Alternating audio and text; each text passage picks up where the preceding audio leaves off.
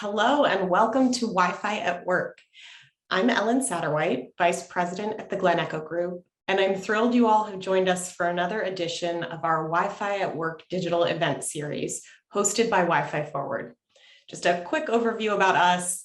WifiForward is a coalition working to make more spectrum available for unlicensed and shared use for everything from Wi-Fi to Bluetooth and CBRS to telemedicine and distance learning. This week, we are really excited to bring you a panel conversation with some of our inaugural Wi-Fi at Work awardees. Last month, we announced 16 awardees who, in the last year, have gone above and beyond to ensure connectivity for their communities, particularly during the pandemic. Today, we'll have a few of those organizations share more about their efforts, followed by a Q&A with everybody.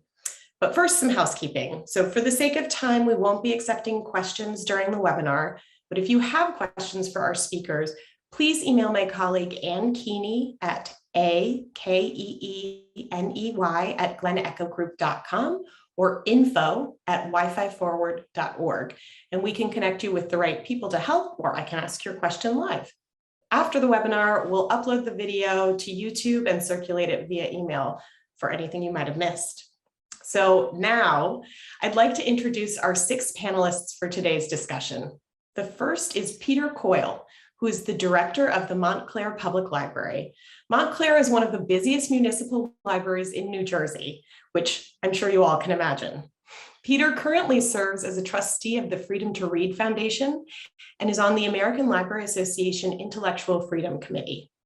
Next, we have Rob Hale from Novent Health, where he is a senior manager in technical engineering.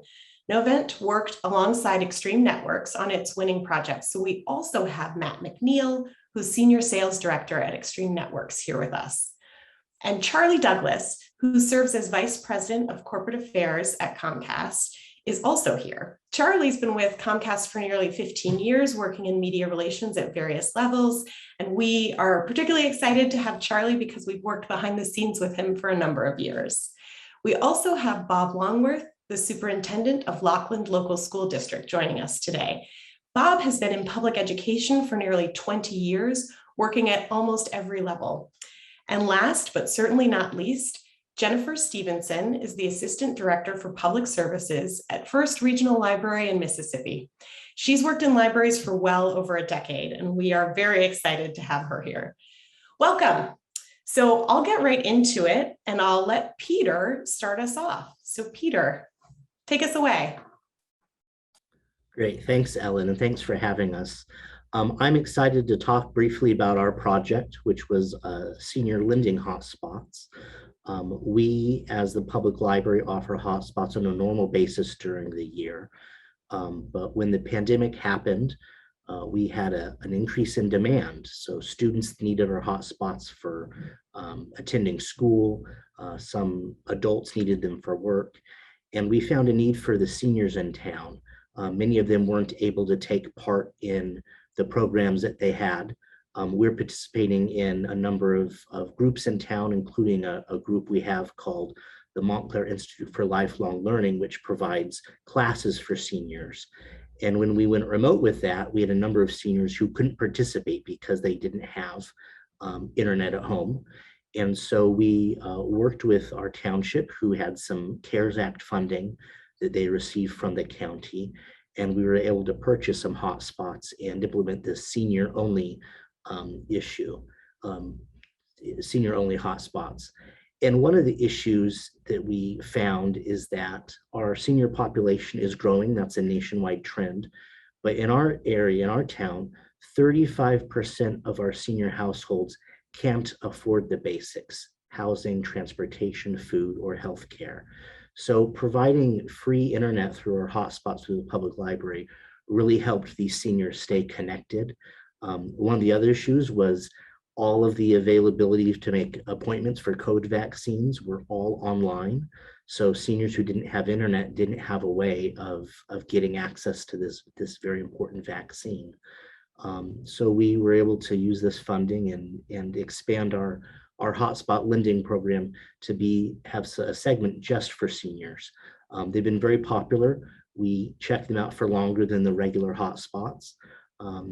And we've had some really great success. In fact, probably the most rewarding was getting a letter from one of our customers who called the library and wanted to check one out because she wasn't able to attend the funeral of a dear family member that was in another state. And she'd been isolated in her home for weeks because she didn't have the internet. But when we offered this program, she was able to check it out, attend the funeral remotely, and reconnect and see some of her family on screen that she hadn't. So we're really grateful that we were able to do this. And there are lots of resources out there for libraries to get discounted hotspots through a group called TechSoup. So if you're a public library or a nonprofit, they're a great resource to get discounted technology. So we would encourage folks to do that. A hotspot lending program is not complicated to do, and lots of libraries do it. So if that's something you want more information about, we're happy to talk and share some of our best practices. But providing internet for our seniors so they get access to basic information and entertainment is something we were grateful to be able to do for our customers. And we're very thrilled and honored that we were recognized by this group for our project. So thank you very much for that. Thank you so much, Peter. Thanks for telling us about particularly that story of hotspots in action, connecting one person with really the world, honestly, when you're kind of closed off. So it's stories like these we want to tell more of. Thank you. And now I'd like to turn it over to Rob Hale and Matt Mcneil to talk a little bit about their project. So while I'm turning it over to them, I will pull up a few slides. Sure. Hey, good morning, everyone. I'm Rob Hale. I'm the Senior Manager of Infrastructure for Novant Health. And just want to tell you about one of the projects that we had throughout the year to deal with COVID.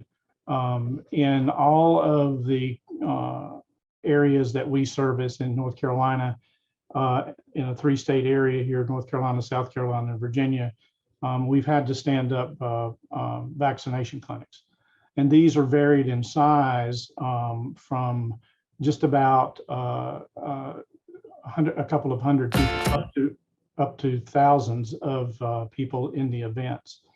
This specific event that we're talking about here that we were nominated for, which we really do appreciate that, by the way, was utilizing over half of the actual arena that the Charlotte Hornets play in.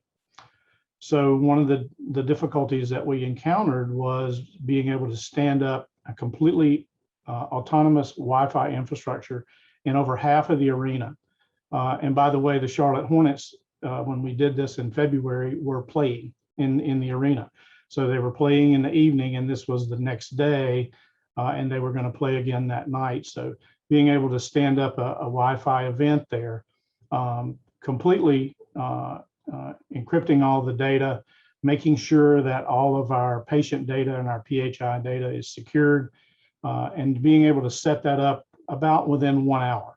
That's about how much time we had. There was a lot of planning that went on, but this specific vaccination clinic, we anticipated anywhere from 2,000 to 2,500 people attending in 1 6-hour period.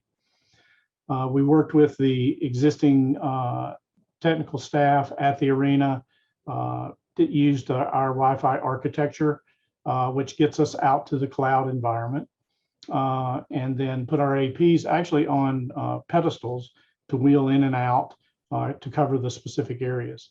We were covering about 10,000 square feet per each additional access point, and servicing pods of about 120 patients at a time. Our clinical staff was about 175 to 185 clinical staff there, with 200 volunteers bringing patients in and out of the arena and into the specific pod areas. This is a little bit atypical of most of our events that we have, but it allowed us to set in place and in motion a new way to treat patients. It was just a different variation on what we had attempted All we needed was internet connectivity to use the capabilities that we have from Extreme Networks to tie to the internet, to tie back into our corporate data center locations. Healthcare is very heavily dependent on Wi-Fi going forward. It's been that way since I got here, and it's getting heavier every day. Still keeping everything secure, keeping everything protected from our patients' environment is definitely something that we do on a day-to-day basis. But the new vaccine clinics are something that we don't anticipate going away anytime soon. We are still dealing with COVID, and we are anticipating dealing with COVID for a minimum of at least 2 more years. And the vaccination clinics are definitely something that helps us out there.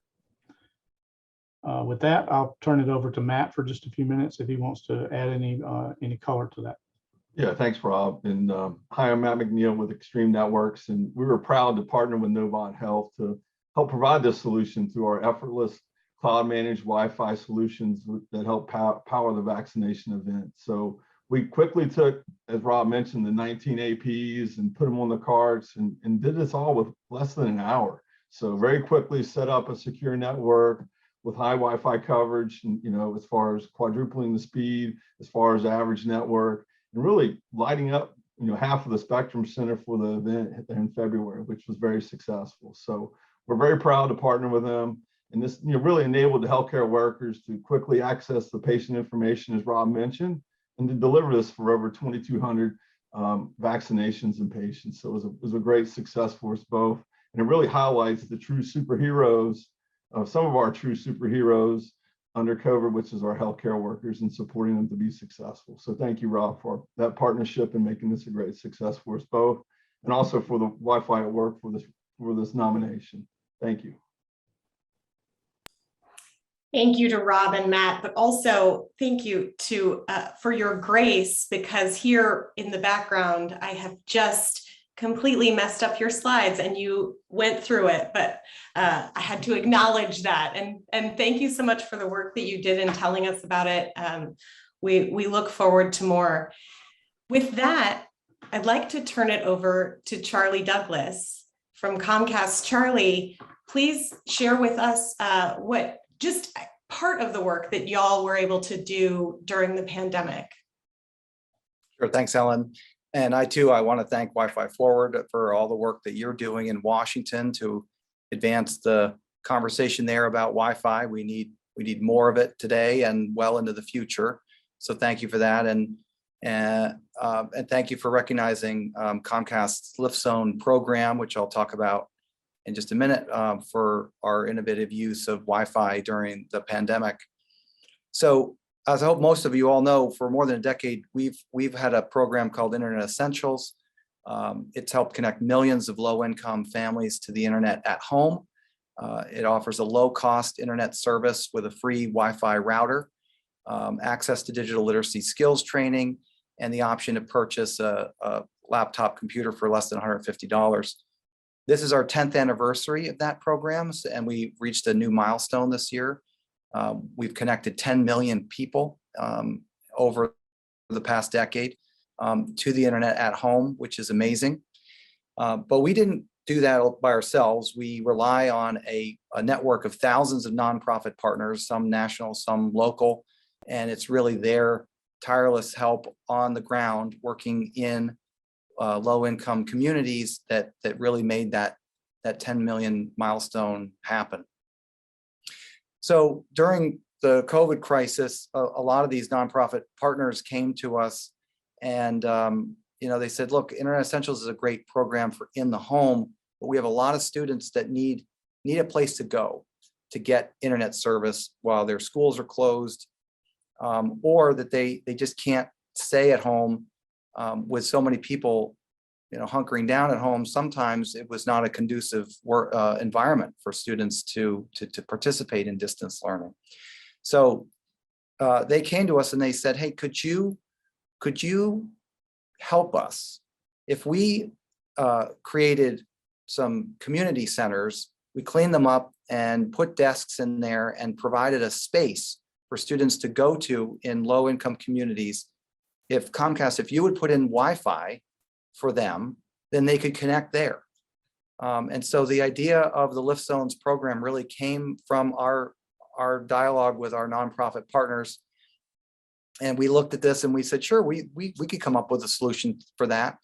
And so Comcast Business has a solution for small business owners, often, coffee shops or cafes or restaurants, where we install a Wi-Fi solution for hospitality clients. So we took that solution and we created a version of it to install in these community centers. We set out a goal to connect 1,000 of these over, we wanted to say, a multi-year process.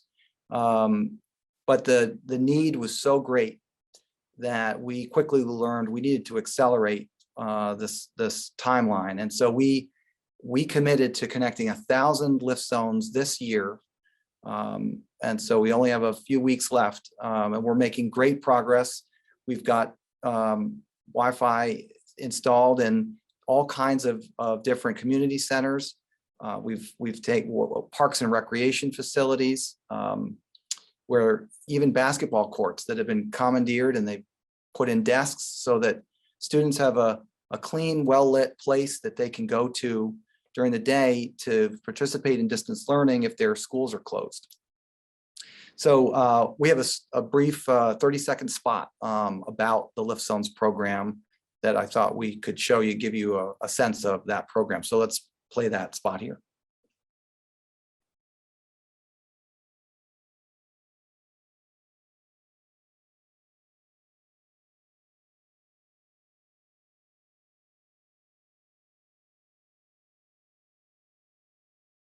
Ellen, are you able to play that spot?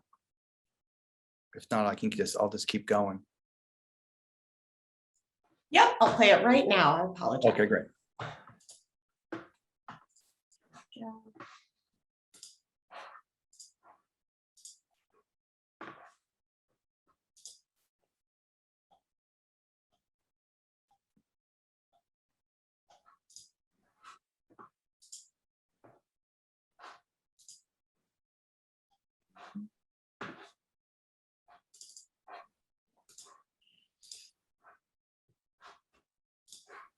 Want to help kids get their homework done?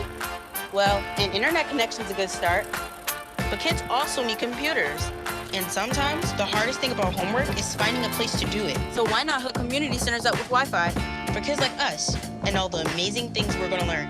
Over the next 10 years, Comcast is committing $1 billion to reach 50 million low-income Americans with the tools and resources they need to be ready for anything. I hope you're ready, because we are.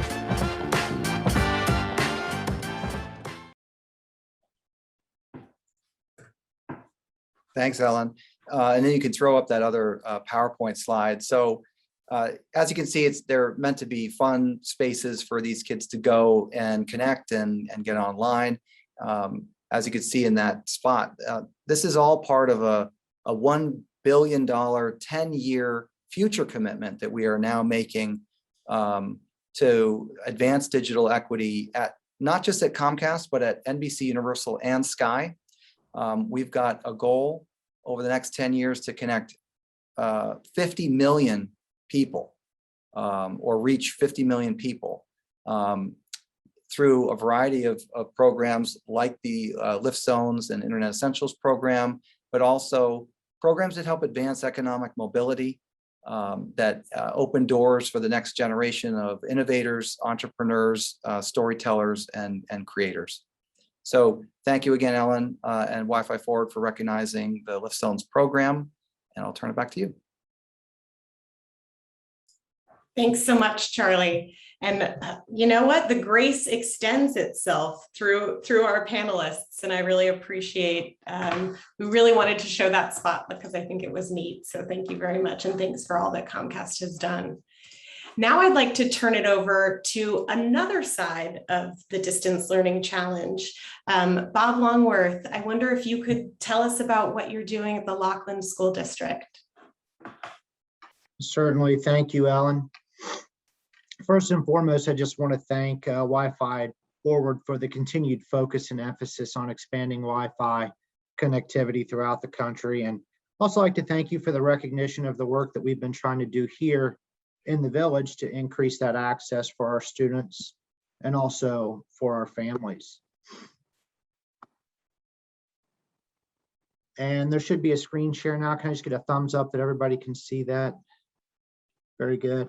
So just a little context. My name is Bob Longworth, and I'm the superintendent of Lockland Local Schools. I've been with the district for about 6 years, served a variety of roles here in the school district, and worked in public education for just over 20 years. We're about 9 miles north of downtown Cincinnati, and we serve 2 small villages right off of I-75 in Lockland and Arlington Heights.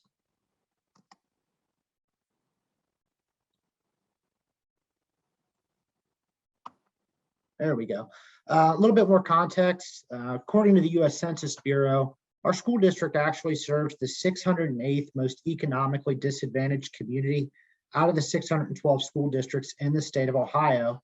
And according to the data that we have from the Ohio Department of Education, we also have the most transient and highly mobile student body in Hamilton County, Ohio. So we've long recognized that a lack of Wi-Fi connectivity is an equity issue for our students and for our community. The digital divide has been glaringly obvious pre-pandemic. There's a homework divide in terms of students having the same levels of access to continued learning and support in school once they do leave our schoolhouse. And really that access divide we recognize as an equity divide as a school district. So COVID-19 has really served to emphasize the importance of closing this gap. And we recognize as well that Wi-Fi is really no longer a luxury. It's now a lifeline for our families and really everyone's.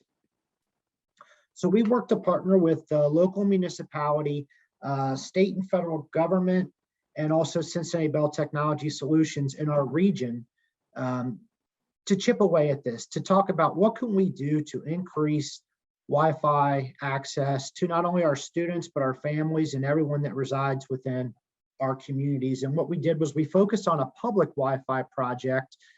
We had done some work by providing some hotspots and paying for access in individual homes. But when we did our needs assessment and our audit, we quickly realized that is the vast majority of those that we serve in our school district. And we wanted to try to take a more comprehensive approach through some access to funding that we had at our disposal. So phase 1 of the project really consisted of a fiber audit, and then a build out in our community, and then the mapping of some ideal locations where we might be able to place some cabling and access points to open up Wi-Fi availability. We really focused on our most densely populated apartment complexes, village-owned parks, village-owned property along with school district-owned property, basketball courts, the football stadium, some commercial locations, nonprofit, and then we also reached out to each of our faith-based buildings in both of the municipalities. It took a lot of time to reach out to those property owners, and then to continue to build that relationship that gave them a level of comfort to give us right of entry access so that we could go in and do the work that we needed to do to increase that network. Phase 1 resulted in cabling and installation of 15 access points. And we launched that in December of 2020. We realized by May of 2020 that the challenges that we were facing connecting kids for the upcoming school year was going to be just as real as it was in March, April, and May. So that's when things really started to intensify in terms of our efforts. The data that we have for phase 1 right now shows that we have over 2,500 registered users on our networks that have resulted in over 36,000 Wi-Fi sessions on our network with an average session duration of well over an hour. Just looking at last month's data, there were over 5,000 Wi-Fi access sessions in our villages, which was very, very encouraging to see. This has resulted in what we're calling phase 2.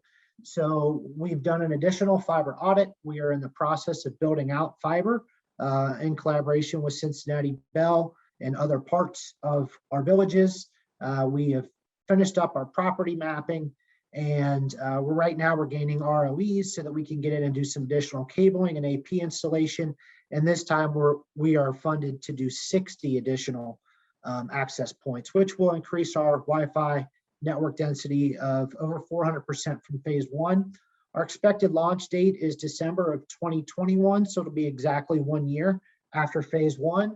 And we believe our potential capacity is well over 100,000 Wi-Fi sessions per year with this next project. And really our why was so much more than school. Sure, it's increased K-12 educational access opportunities, but it's also really served as increased access for higher ed, for career technical education opportunities, for employment opportunities for those within our villages, the increase of telehealth opportunities, especially in light of the pandemic, has been a primary concern. And really more than anything, it's just increased access to the world and to level the playing field for our students and our families with those that are around us in surrounding communities that don't face the same economic disadvantages, transiency and mobility that we face here in Lockland. And lastly, I would just encourage you, anyone that's watching that has questions about what you might be able to do to provide increased levels of access, feel free to reach out either via email or through one of our social media channels. But again, I want to thank WiForward. You know, this is a great opportunity here in our villages, but the reality is this is a need in all communities. If Wi-Fi is going to be seen as an essential lifeline, I just appreciate the forum and the opportunity to speak very briefly today with hopes that may be able to impact all of our communities moving forward, because just like it is in healthcare, this is the direction that things are going in education. This need is not going away with or without a nationwide pandemic, and it's great work, and I'm glad to be a part of it. So thank you. Bob, thank you very much. Particularly, I'm struck by the why and how you put it so succinctly at the end. It may not have occurred to many of us until very recently, the why, but we really appreciate the work that you all have done, and thanks for joining us today too. With that, I would like to turn it over to Jennifer Stevenson to talk to us a little bit about what the First Regional Library has done. Thank you, Ellen and WiForward for this opportunity to speak to all of you today. First, a little background. First Regional Library is honored to be part of this presentation as well. First Regional Library represents 5 northern counties of Mississippi, and our service population area is about 312,000 people. Of that population, we have about 186,826 plus or minus registered patrons. We have 14 branches in those 5 counties. And one of the things that we thought was really important and helpful during this pandemic was that all 14 of our branches, even before the COVID pandemic, we provide 24-hour access to Wi-Fi, whether patrons were able to come inside the building or just using the Wi-Fi from our parking lots after business hours. But today, our discussion is about our hotspot project. So we saw that there was a great need in our communities because so many schools and so many businesses were going to work remotely or attending school with distance education and remotely from home. So we tried to figure out a way we could help meet that need, because many of the areas we serve are very rural areas and some do not have internet access. Whether they can afford it or not is just not available in their area. So our plan was to begin a short-term emergency use of hotspots. And we met with the members of our administrative team. We just determined how many we needed, what things we needed as far as cataloging, reporting needs, and things like that in-house. And we also tried to figure out a way that we were going to distribute these hotspots. The plan was to acquire 550 total hotspots, and we brought these in waves of 110. That was to give us a little time to adapt to whether it was staff or whether it was patrons learning that we had these available. We budgeted $125,000 for this project. We decided to, let our staff practice with these at first.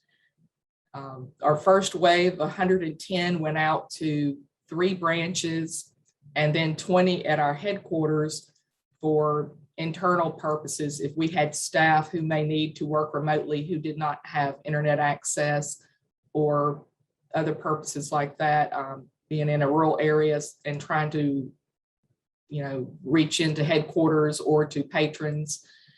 Our next wave of 110 went out to 6 more branches. And then finally, with our third wave of 110, I believe we reached all of our area. We decided to check out the hotspots for a 3-week period. And at that time, we were practicing a quarantine of 2 weeks.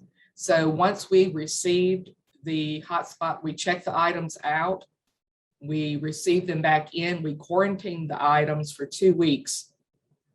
We ran overdue lists to decide when to turn the hotspots off, because there were some that did not come back for whatever reasons. And that was about 26% that did not return. However, the hotspots, with the agreement that we had with the vendor, did not cost the library anything, only the service for the hotspots. And that was about $38 a month, maybe some fees along with that. And so each one of those hotspots, the library was paying the full cost. This did not cost anything for any of our patrons to use. This was a pilot project. There are a lot of things that we learned during this time. So when the hotspot was overdue for 1 week, the services were suspended. And if it was overdue by 2 weeks, the services would be completely turned off for that hotspot. So essentially it made it, useless for the person who checked it out.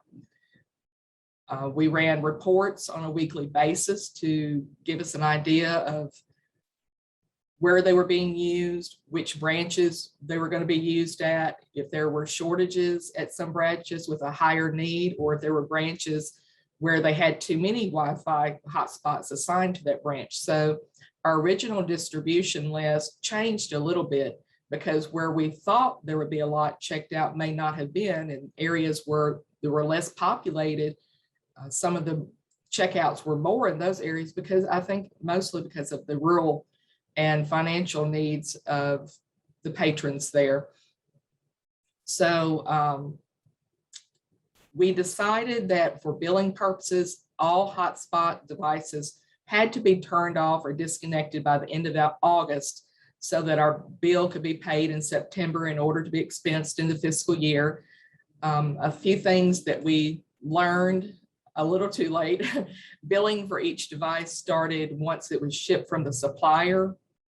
And hotspot, again, as I said, the hotspot devices were billed at around $38 a month for each one. The hotspots could have been put on vacation mode and billed at only $10 a month. And we found out that we really ordered too many for the needs and the demands at that time.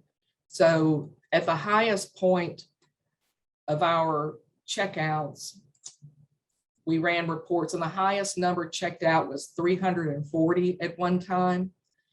And, we are looking at possibly doing another hotspot project. We are waiting on some funding for that, because we did see that patrons wanted us to continue this program. It was a very worthwhile project. I wish we had, had the funds last year to continue this into this year. So right now we're without hotspots for our patrons, but we've got some potential funding coming in very soon that we hope to get this project, phase 2 of this project, back online. But we found out this was just such a need in our communities that we could fill outside of the library in the community. We advertised this. We put it on our Facebook page. We sent flyers out to areas like laundromats and Dollar Generals and Dollar Trees and places that we thought that people might actually be visiting. Because one of the things, if you don't have internet access, you don't know when we post something on Facebook or on our website. So that was a challenge. It's like, you know, we are in this technology-based world, but how do we get the word out and not using technology means to do it? So we had to, you know, go back old school and just do paper flyers and try to distribute those at the libraries when people would come in, distribute them at schools who were in session. But a lot of times, you know, the schools were not in session. They had gone to a hybrid module or gone to a totally virtual module. So it was a lot of challenges in trying to get the word out that we had these devices available, but we definitely think it was a worthwhile project and much appreciated by our patrons and our communities to try to connect them in this dire time of need. Jennifer, thank you so much. And thank you for the work that y'all did. I'm struck and maybe this is a good place to start for everyone. I love the lessons learned. We are in some ways, we are in a very different place than we were 22 months ago. In other ways, we're in very similar places. I'm wondering if our panelists would like to talk a little bit about if you had the knowledge that you have now, how would you have done things differently, or how did your thinking evolve over the course of your projects? And anyone feel free to jump in with either lessons learned or how you evolved.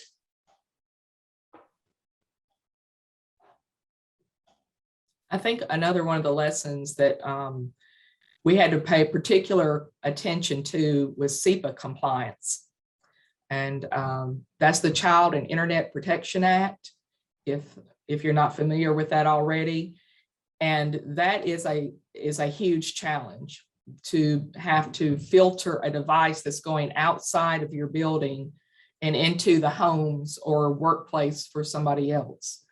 So that's a real challenge for that level of technology to be implemented off-site.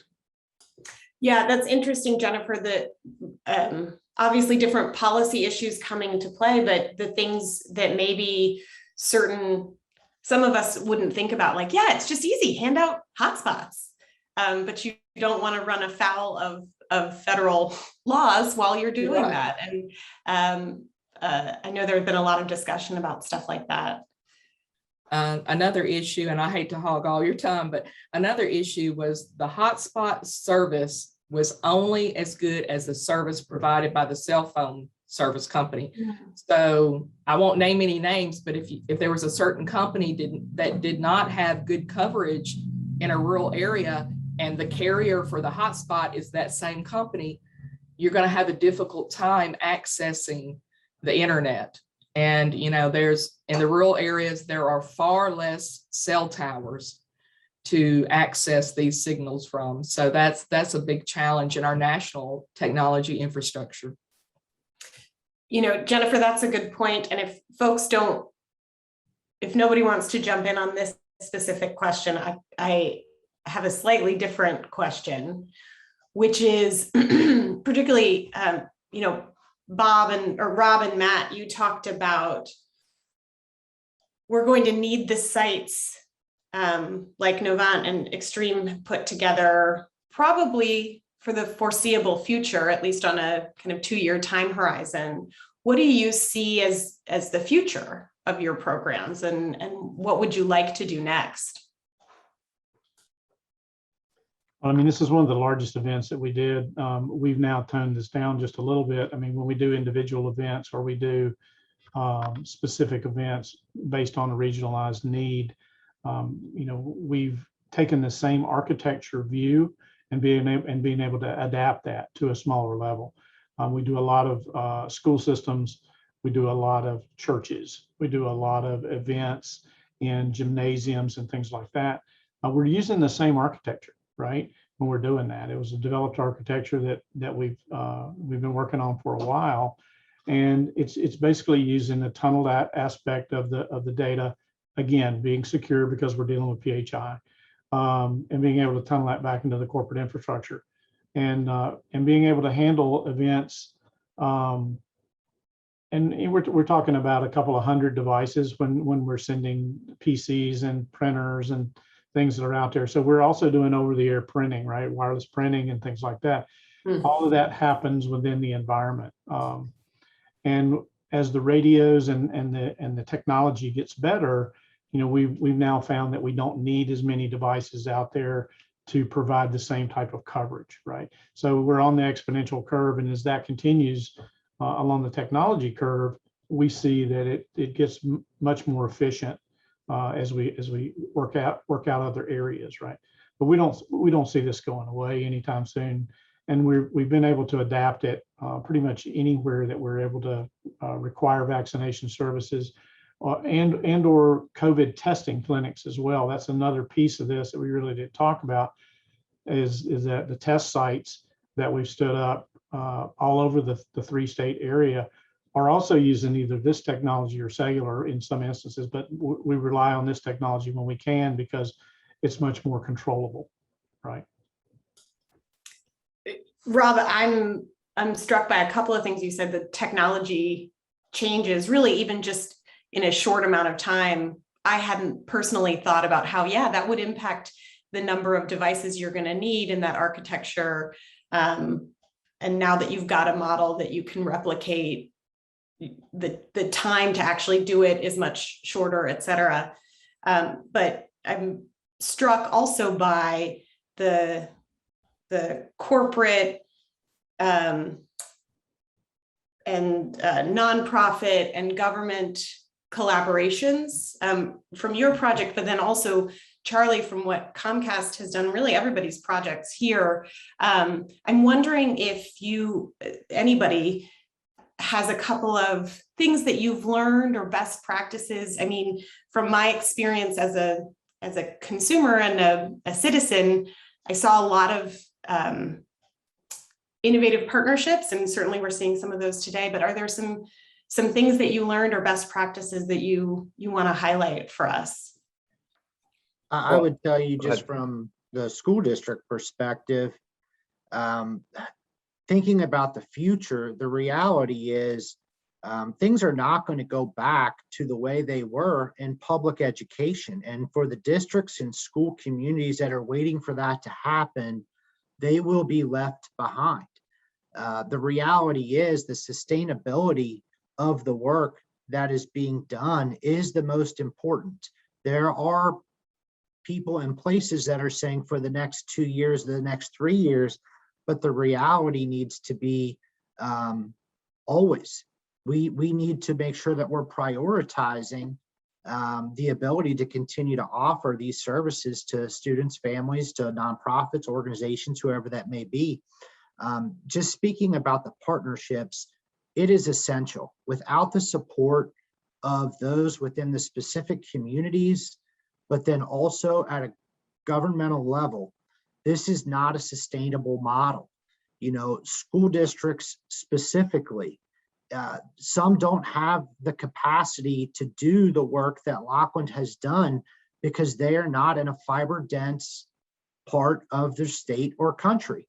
And without some significant support from the government to help us to build out what that infrastructure looks like, unfortunately, we're going to continue to see areas that march forward very progressively. And then we're going to see others that unfortunately are not able to do that because they don't have access to the resources. So for us, you know, we had a local partnership, we had a state level partnership, and then we had federal dollars along with business owners, property owners, nonprofits, and faith leaders. And that was really the key. That was a huge lesson learned. When you're trying to do a project of this scope or magnitude, if you try to do this on your own or with a small group of people, it's most likely not going to make the impact that you need it to. And that was a huge lesson for us here in Lockland. I think I'd add the pandemic also just put a real spotlight on the fact that digital skills are a really deep and I think really deep barrier to broadband adoption or getting on any Wi-Fi network. And there are very structural societal issues that are the cause of this. I mean, 43 million Americans are either illiterate or functionally illiterate. And it's going to be very difficult to learn digital skills that are sometimes a little tricky.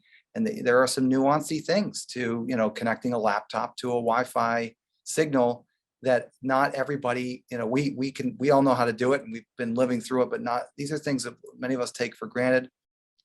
Homelessness and housing insecurity are also, I think, another dark spot that's been highlighted by the pandemic. Many people can't have an internet connection because they don't have a stable home environment to go home to every night. So you can't subscribe to you can't install a modem. So you do need those mobile hotspots. And so those solutions are complementary and work together. But I think, you know, the emergency broadband benefit has effectively made the internet free for any low-income American who applies. But if they don't have the skills or awareness that program exists, that solution just still won't be the only solution that's going to get people connected. They've got to learn digital skills, and that's a huge gap we all need to figure out together. Yeah, and I will say, Charlie, I totally agree with everything you said. I think that this is really highlighted that we still have a huge digital divide in America. You know, upwards of 40% of people don't have internet home, and the public library is their only place to get that. And so when you talk about those digital skills, when that was part of the issue we had with the hotspots, is even when we're checking on our normal hotspots, people come to the library, we have to show them how to do that. When you get your e-reader for your grandma at Christmas, your grandma comes to the library and we're the ones that help. So it really, I think, underscores the importance of adequate funding for our public institutions, because I think what Bob said about, you know, the issues of having internet access for students, it is an economic issue. You know, we have large cities where, you know, you can roll out, have internet access in community centers, and that's great. But if we don't have the structure nationwide, it's not going to work. Just to interject, and I think, Jennifer, you probably have quite a bit to add to this too. I think I'm struck hearing both Charlie and Peter, this digital skills gap. It's something that corporate partners like Comcast are trying to approach with the Internet Essentials program and others, but also, and in schools, Bob, obviously, but libraries really have been on the front lines and have some innovative partnerships with corporate partners, et cetera. And Jennifer, you were, I think, going to talk a little bit about how did you see that coming into play with your hotspot program in particular? With the digital challenges? Yeah. You know, for decades, the education system and the libraries have fought illiteracy, and now we're faced with digital illiteracy. And it's even, I don't want to say more important than reading skills, but I would say they're equally important in today's market, in today's schooling situations. And the thing about, you know, we've talked about community centers, and a lot of our rural libraries, which the majority of public libraries are in serving rural areas, there is no community center. The library is the community center. The library is where people gather for meetings and programs and to learn. So I think that's even more important, you know, that we are investing in our public libraries on the technology side of things, because of this great demand that just can't be met overnight. It's going to take a long time to, you know, initiate the broadband internet access in rural areas. You know, some of the utility companies are working on that right now, but it's going to take some years. And can our children wait? Can our children wait for that? Can people who need to find a job wait for that? You know, it's very dire need for technology in the school systems now, in business now, and we've got to have those skills. And it's a real catch-22. And you're exactly is. right, Jennifer. I mean, you can't learn digital skills if you can't read. And then the pandemic showed that you can't learn to read if you don't have digital skills. So it's a really cruel irony that was exposed by the pandemic. And I think maybe Bob could probably tell you about this, that, you know, you may have schools that had laptops and hotspots issued to students. Not everybody had time to do that. Not everybody had that in place before the pandemic. So those school districts that didn't, you know, suddenly there's this need for digital learning and they don't have the tools for it. And then if you do have the tools and you send those tools home with the student, do they have parents who know how to learn, who know how to use these tools to show their child how to use it? There are so many catch-22s. It's like, you don't think about all these challenges until you step inside somebody else's home to see, you know, their digital level of need. Yeah. Jennifer, Sorry, that's Bob. Go ahead. Jennifer, that's a great point. I will tell you, just looking at statewide data and looking at chronic absenteeism rates in Ohio last year in the midst of the pandemic, it is very safe to easily just double the percentage of students that missed 10 or more % of school time last year as a result of lack of access and ability to get to instruction and activities online. I've actually noted some school districts in Ohio that their chronic absenteeism rate increased 4-fold. And it is exactly due to what you're speaking about. You know, we can provide devices if you can get them through the supply chain and shipping lines, and we can provide Wi-Fi. But the reality is that does not ensure that students will continue to get an education. And that's another very proactive step that all schools and libraries and other organizations that are supporting this effort need to be particularly mindful of, because there is an assumption that if we just provide the funding and the equipment, that will solve some issues, but that's clearly not been the case here in our part of the country and probably elsewhere. And Bob, I think there's no better point to end on than that. This is clearly, we are at the beginning, unfortunately, and what I love about this group of folks, but also all of the Wi-Fi at Work awardees from our first batch and the ones to come, are how passionate the individuals and the institutions are about taking tech, taking airwaves and actually making it work for people. It makes my job worth doing in some small part, but I want to thank you all particularly for your passion in these projects, but your passion here today, because I think these conversations need to happen and we need to keep talking about it. And I wish we had another hour, in fact, to keep talking about it. And I encourage folks who are watching to get in touch with us and take our panelists up on their offers to talk more about what they've done and what they see in the future. But I do want to thank you all again for joining us and uplifting your stories and for the work that you have done and continue to do. And for those of you who've joined us, thank you for coming to another one of our Wi-Fi at Work series. And stay tuned for a video from this discussion, as well as information on future discussions in this series.